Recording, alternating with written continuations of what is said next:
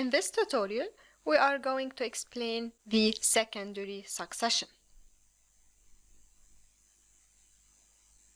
So we agreed that succession is the process by which communities colonize an ecosystem and are then replaced over time by other communities. And we have two types of succession, primary and secondary.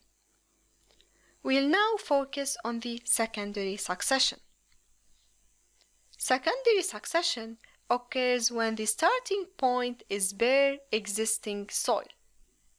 For example, following a fire, flood, or human intervention. This type of succession proceeds in the same way as the primary succession, except that the pioneer species tend to be grasses and fast-growing plants. To better understand secondary succession, let's take an example of secondary succession forming an oak woodland.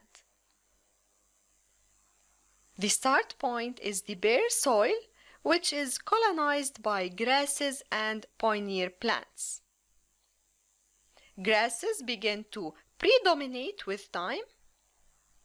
Then, shrubs replace the grasses.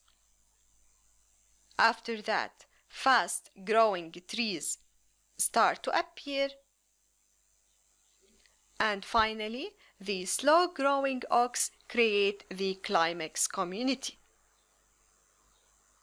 And this is what is meant by secondary succession.